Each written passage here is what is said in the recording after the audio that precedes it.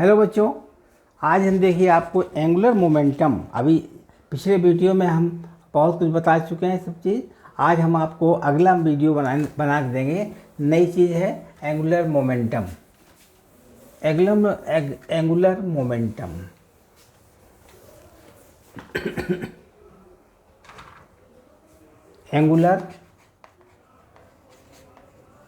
Angular momentum,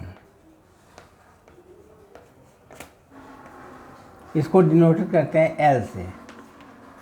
ठीक है, जिसे हमें पीछे हम बता चुके हैं, बहुत बार बता चुके हैं, हर वीडियो में लगभग बताते हैं कि लाइनियर वेलोसिटी, लाइनियर और रोटेटिंग, या इसको कह दिए एंगुलर। लाइनियर और एंगुलर का आपस में संबंध है। लाइनियर मतलब होता है सीधी रेखा में जाना, एंगुलर मतलब होता है घूम कर जाना। तो घूम करके आगे बढ़ना भी होता है और अपनी जगह पर रोटेट भी करना होता है। तो लाइनियर में आप देखते थे, लाइनियर वेलोसिटी में एस होती है दूरी, या इसको मान लीजिए वेलोसिटी भी होती है, इसमें कहते हैं ओमेगा। लाइनियर में वेलोसिटी को भी कहते हैं और एंगुलर में क्या कहते हैं, ओमेगा।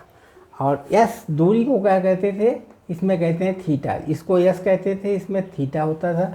और इसके में त्वरण ए कहते थे, इसमें त्वरण ये होता था अल्फ़ा।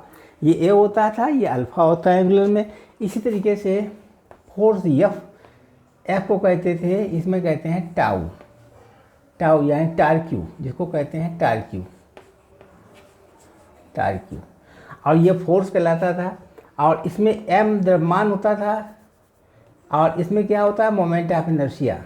ठीक, इसी तरीके से पी, ये क्या चीज़ है, ये संवेग है यानी मोमेंटम है। एंगुलर मोमेंटम पी कहलाता था और इसमें होता था एल, ये एंगुलर मोमेंटम। पी क्या है, मोमेंटम है, लाइनियर मोमेंटम, लाइनियर का मोमेंटम है, मोमेंटम। और एल क्या है, एल है एंगुलर मोमेंटम,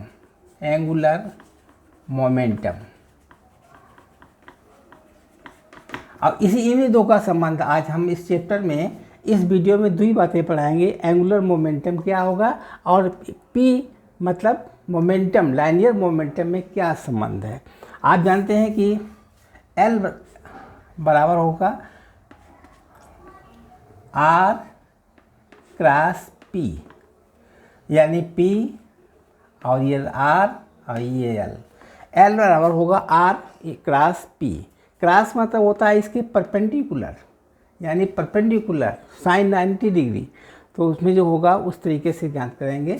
अब देखिए एल वेक्टर बराबर होगा आर वेक्टर, पी बराबर आप जानते हैं लाइनियर में क्या होता है, पी बराबर होता है एम बी, एम और पी, यहाँ ले दीजिए एम बी।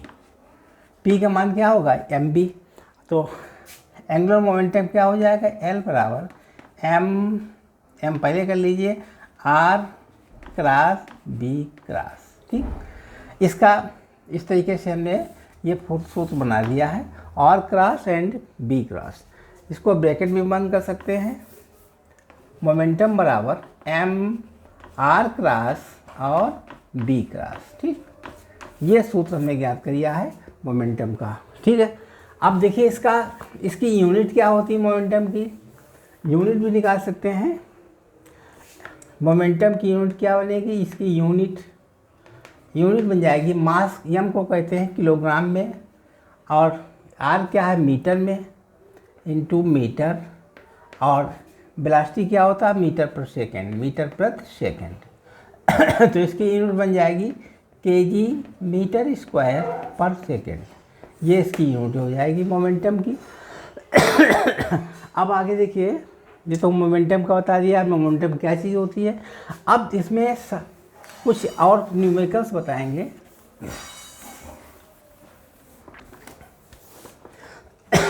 कुछ न्यूमेरिकल्स हैं। हाँ, मोमेंटम बराबर एल बराबर M R vector cross B vector. ये है। तो इसमें वैसे भी लिख सकते हैं एल बराबर एम आर बी परपेंडिकुलर, या ऐसे लिखते हैं आर बी साइन थीटा, और एल ऐसे भी लिख सकते थे M B R sine theta. मतलब इसमें एक फार्मूला ये भी बन सकता था एल बराबर M R B is perpendicular, ठीक। और ऐसे भी लिख सकते थे एल बराबर एम बी आर परपेंडिकुलर। ये दो फार्मूले बन सकते हैं, चाहे ऐसे लिखो अथवा ऐसे लिखिए, ठीक है। अब देखिए दोनों को हम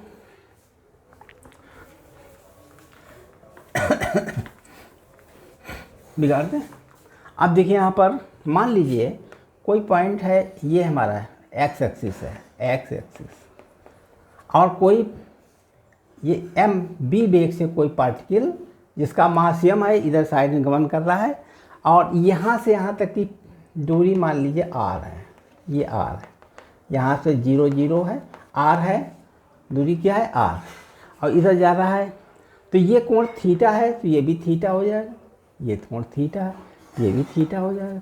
अब इस थीटा में इसका परपेंडिकुलर ड्रा करना है, परपेंडिकुलर हो जाएगा ये वाला point R cos theta, R sine theta, R sine theta जो एम पार्टिकल इसका मोमेंटम है एम बी मोमेंटम यानी पी बराबर एम बी इस डायरेक्शन में फ्लो कर रहा है, तो एंगल थीटा इसका है, तो इसका यहाँ देखिए ये इसका परपेंडिकुलर डिस्टेंस यही तो होगा, क्योंकि हमने एल बताया था एम आर क्रॉस बी, या ऐसे कहा जाता था M B R sine theta, यही तो था। तो M B R sine theta अगर इसका हमने ये आर साइन थीटा तो आ गया यहाँ पर आर साइन थीटा इसकी perpendicular of this angular momentum बराबर हो जाएगा M B R sine theta, यही तो है ना, यही इसी का तो निकाला, यही परपेंडिकुलर एम बी का परपेंडिकुलर का R sine theta, M B का परपेंडिकुलर आर साइन थीटा। इसी तरीके से हम उसका भी निकाल सकते थे, क्या निकाल सकते थे, एल बराबर M R B sine theta भी निकाल सकते हैं।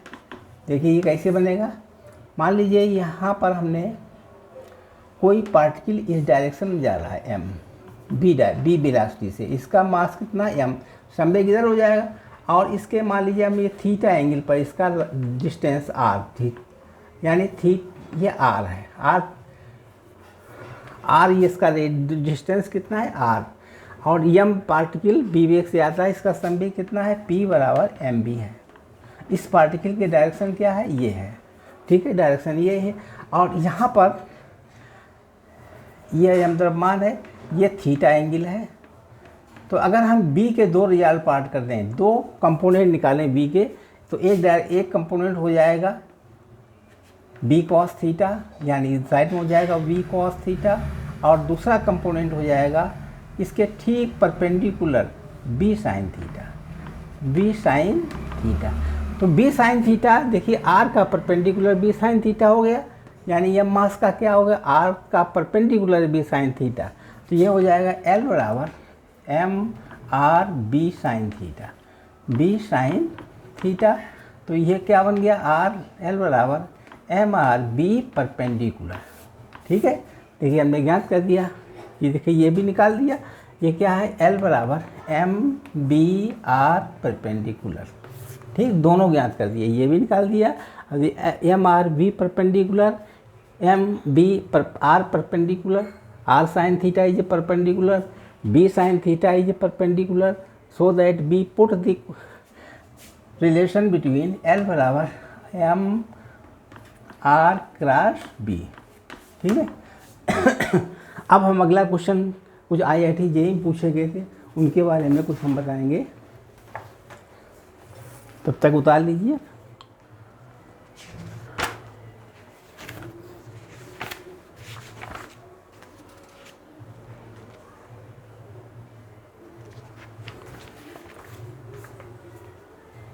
बिगाड़ दिया जाएगा।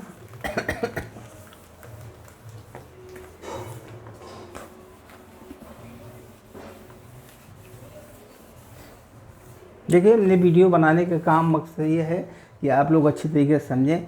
अगर आप हमारे चैनल पर नए आए हैं तो चैनल को सब्सक्राइब कीजिए, लाइक कीजिए और शेयर कीजिए, जिससे कि अगला हम वीडियो अच्छे ढंग से आपको दिखा सकें। क्वेश्चन 1, ये 1997 IIT में पूछा गया था, जेई में पूछा, जेई 1997 में आया था question. A particle of mass m, A particle of mass m, mass m is moving with constant velocity, is moving with constant velocity,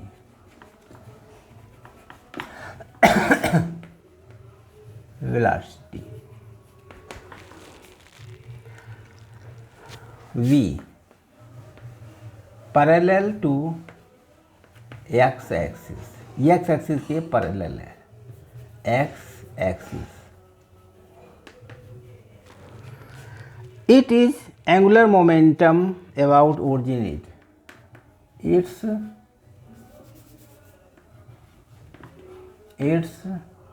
angular momentum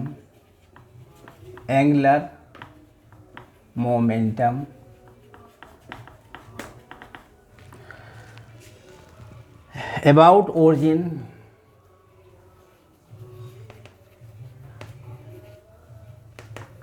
कैसा है ये, इसके 4 दिए हुए हैं option, A B C D, 4 option है।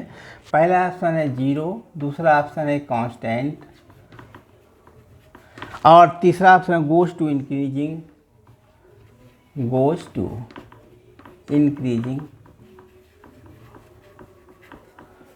और D option है goes to decreasing.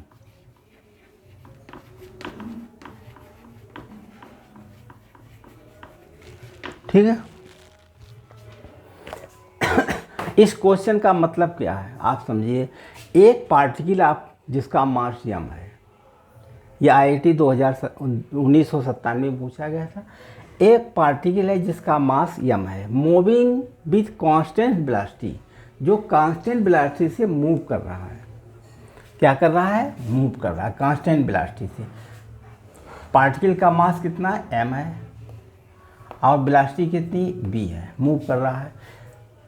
Moving velocity v parallel to x axis, मतलब parallel to x axis, parallel क्या? x एक्सिस है। आपको ये भी बता रहे हैं x एक्सिस पैरेलल जा रहा है। इट्स एंगुलर मोमेंटम, अब इसका एंगुलर मोमेंटम कितना होगा ये ज्ञात करना है। m पार्टिकल है, v वेलोसिटी से जा रहा है, किसके थ्रू जा रहा है? x एक्सिस के समांतर, यानी parallel to the x axis. तो उसका मोमेंट ऑफ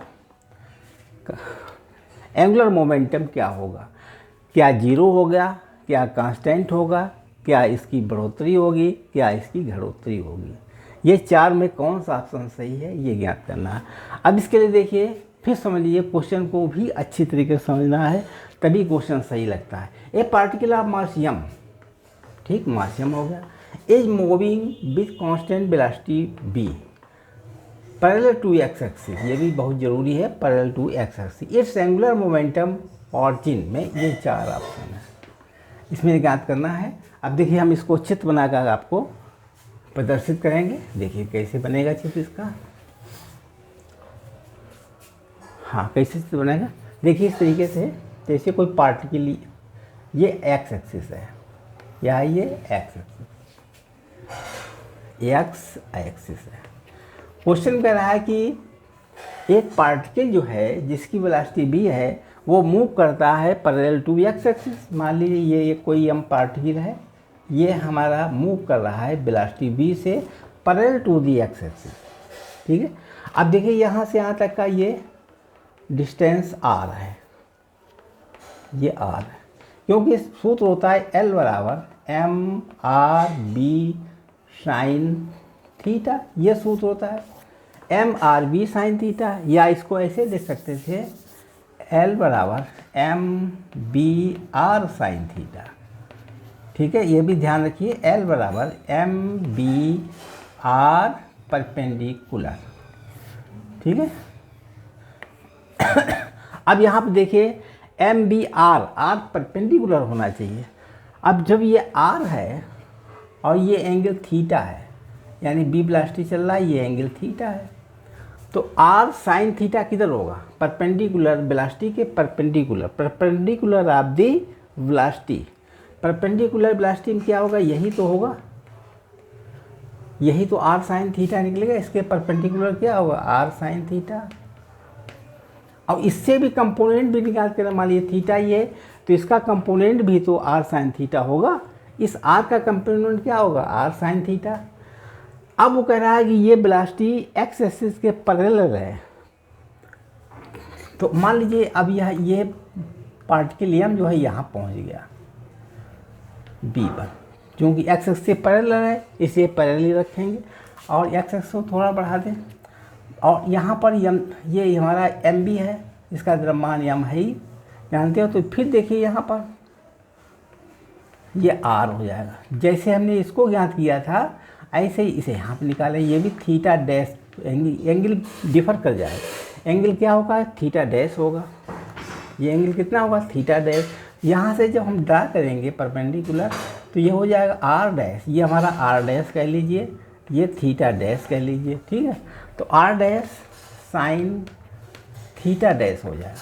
ठीक, ये परपेंडिकुलर क्या होगा? R dash sine theta dash. ठीक है, अब देखिए इस तरीके से दो चीज़, कम से कम दो निकालिए, ऐसे तमाम निकालते चले जाओ, आगे और बढ़ाते चले जाओ और आगे बढ़ते जाएगा, आगे बढ़ते बढ़ते, लेकिन ये डिस्टेंस हर जगह बराबर रहेगा। R sine theta, R dash sine theta is constant. तो यहाँ नंबर 1 पर यहाँ पर देखिए इस तरीके से 2 लगा दिए, ऐसे तीसरा लगा दीजिए, चौथा, सबका निकालते रहेंगे, लेकिन ये डिस्टेंस सब में बराबर होगा। तो एल बराबर, इसका पहले का निकाल लीजिए, फर्स्ट का, एल बराबर M B R sine theta. ठीक, दूसरे का L M B R dash sine theta dash. ठीक है, ये दूरी तो बराबर क्यों आएगी? क्योंकि जब ये थीटा था तो यहाँ पर आर था, अब थीटा छोटा हो जाएगा, लेकिन साइन थीटा छोटा हो जाएगा लेकिन कोण बड़ा हो जाएगा, ये दूरी बड़ी हो जाएगी, आर डैश बड़ा हो जाएगा। या आर डैश जब बड़ा हो जाएगा तो ये बराबर हो जाएगा, ये दोनों बराबर हो जाएंगे। क्यों? आर साइन थीटा बराबर, क्योंकि जो आर डैश बढ़ाएगा, आर डैश की लंबाई बढ़ जाएगी तो थीटा का मान कम हो जाएगा, तो कोई दिक्कत नहीं, दोनों का मल्टीप्लिकेशन जो आएगा वो सेम आएगा इन दोनों का। तो इसमें बन जाएगा आपको एम बी आर परपेंडिकुलर। ठीक, इसका भी मान जाएगा एम बी आर परपेंडिकुलर। ठीक, आर डैश साइन थीटा दोनों का मान, दोनों एक से हैं, सेम। ठीक, तो ये कांस्टेंट है, मतलब इसका कांस्टेंट डिस्टेंस बनाएगा। R is constant, R is यानी इसकी क्वांटिटी कांस्टेंट, क्वांटिटी यानी क्वांटिटी। एल में क्या होगा? मैग्नीट्यूड कांस्टेंट रहेगा, मैग्नीट्यूड कांस्टेंट। एल की मैग्नीट्यूड क्या होगी? कांस्टेंट होगी, क्योंकि दोनों बराबर आ गए, ये बराबर है, आपको दिखाई पड़ता है, तो मैग्नीट्यूड क्या होगा? कांस्टेंट। मतलब ये जो वैल्यू निकलेगी एल की, वो दोनों में कांस्टेंट होगी। अब डायरेक्शन का भी देख जरूरी, दिशा भी ज्ञात करनी जरूरी होती है, डायरेक्शन भी जरूरी होता है। अब डायरेक्शन कैसे निकालेंगे? अब देखिए ये तो आर है, ये बी है, ये आर है, दोनों का डायरेक्शन निकालेंगे। डायरेक्शन अगर सेम आएगा तब ये कांस्टेंट वाला सही होगा। लगता है कांस्टेंट सही है, लेकिन कांस्टेंट निकालने की 2 चीज़ें आती है, एक तो मैग्नीट्यूड और डायरेक्शन, दोनों में देखना पड़ता है। डायरेक्शन देख कैसे निकालेंगे? जैसे हमने दाएं हाथ की हथेली का नियम, आर को सामने रखेंगे, बी की तरफ घुमाएंगे तो क्या होगा? ये अंदर तरफ जाएगा। यहाँ स्क्रू, यहाँ पर जब हम इसको इस क्लॉकवाइज डायरेक्शन में आएंगे तो स्क्रू का नियम क्या होता है? अंदर जाना। इसकी डायरेक्शन इसका क्या होगा? अंदर होगा, इनसाइड में होगा। डायरेक्शन इसका क्या होगा? अंदर होगा, मतलब ये इसका डायरेक्शन होगा। फिजिक्स की भाषा में इस प्रकार से डायरेक्शन अंदर की तरफ दिखाते हैं। देखिए अंदर तरफ डायरेक्शन है कि नहीं, अंगूठा जो है डायरेक्शन प्रदर्शित करता है, ये देखिए सही। आर से बी की तरफ जाएंगे तो डायरेक्शन क्या, ये भी आर से बी की तरफ घुमाएंगे, ये भी डायरेक्शन अंदर, दोनों को डायरेक्शन सेम होगा, मतलब दोनों को डायरेक्शन अंदर तरफ होगा। तो इसका मतलब ये कांस्टेंट डायरेक्शन, इसका डायरेक्शन मैग्नीट्यूड भी सेम हो गया और डायरेक्शन भी सेम हो गया, direction is same, direction same है। डायरेक्शन कैसे है, कांस्टेंट है। जब डायरेक्शन भी कांस्टेंट है, मैग्नीट्यूड भी कांस्टेंट है, तो ये वाला क्वेश्चन बिल्कुल सही होगा। समझ गए?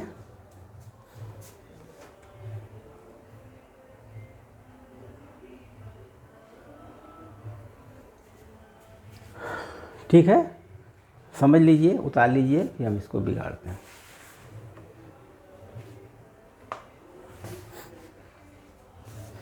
अब न्यूमेरिकल दूसरा वाला देखिए, अदर न्यूमेरिकल, जिसको बिगाड़ते हैं।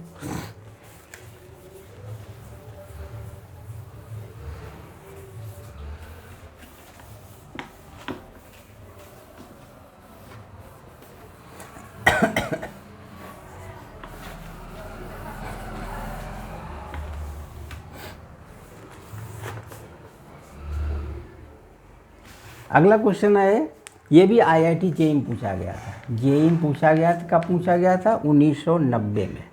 बड़े पुराने क्वेश्चन है, 90 में पूछा गया जेईई में। ए बाल ऑफ मार्शियम, इसमें क्या कह रहा है कि ए बाल ऑफ मार्शियम, एक बाल है जिसका मास कितना, m। A ball of mass m is projected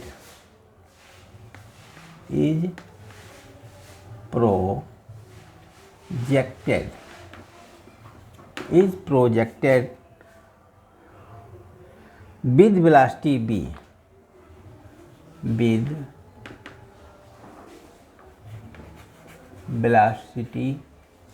b, at an angle 45 degree with respect to horizontal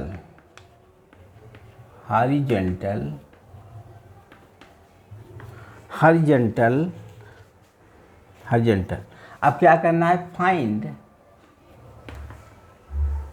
moment of, find L, हमें एल ज्ञात करना है। क्या ज्ञात करना है, L, angular momentum of the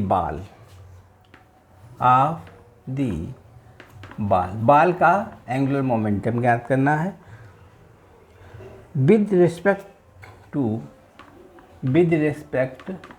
two point of projection,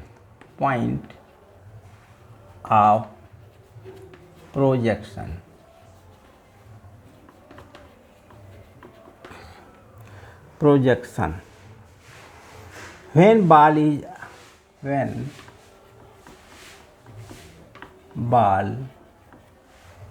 is at its maximum height,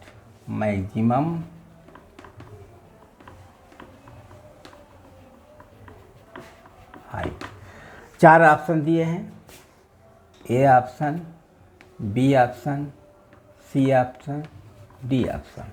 M दिया है mb³ अपान √2g। बी में दिया ऑप्शन mb³ अपान 2√2g। सी ऑप्शन दिया है mb³ अपान 4√2g। डी ऑप्शन दिया है 0। ठीक है, क्वेश्चन समझ लीजिए। ये 19 में आया था, 1990 में आया था।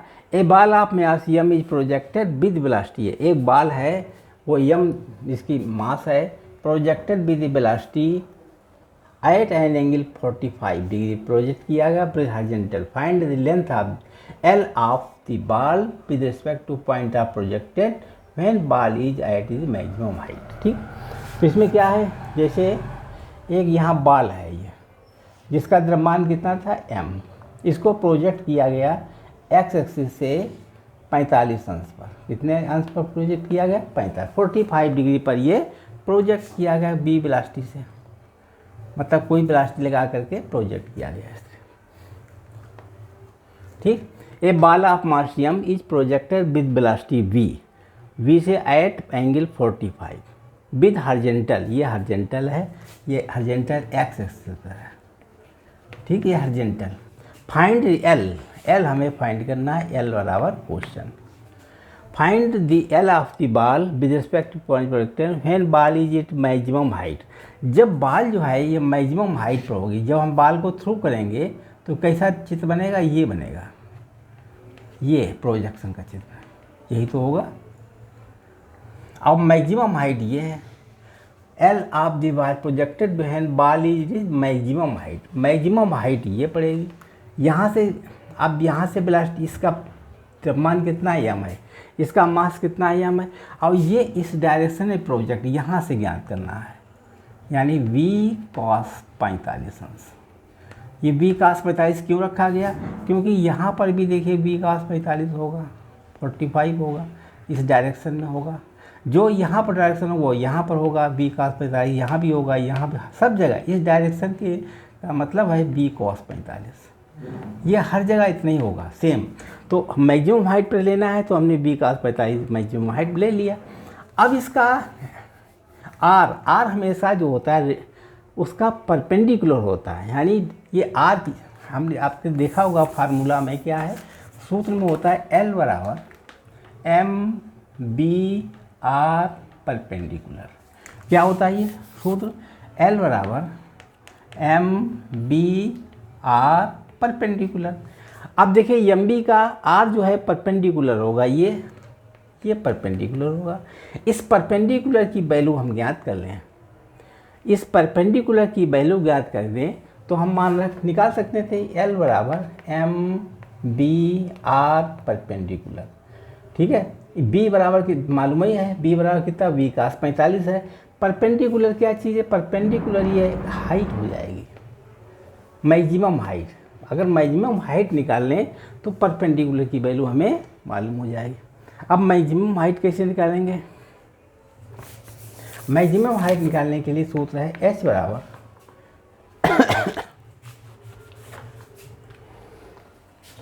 H बराबर b square sine square theta upon 2g। ये मैक्सिमम हाइट निकालने सूत्र आप प्रोजेक्शन में पढ़ चुके थे, प्रोजेक्टाइल वाले चैप्टर में क्या पढ़ा था? b square sine square theta upon 2g।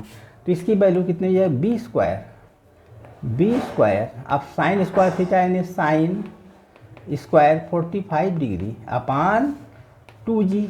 तो प्रोजेक्टाइल कितना हो जाएगा? h बराबर b स्क्वायर साइन 45 क्या बना? अपान √2 होता है, तो पूरा 2 हो जाएगा, यानी 4g नीचे आ जाएगा। समझ गए? ये निकलेगा इसका मान b स्क्वायर अपान 4g आ गया। अब हम जान गए कि r, यही हमारा r है, यही क्या है? r। अब हम निकाल सकते हैं देखिए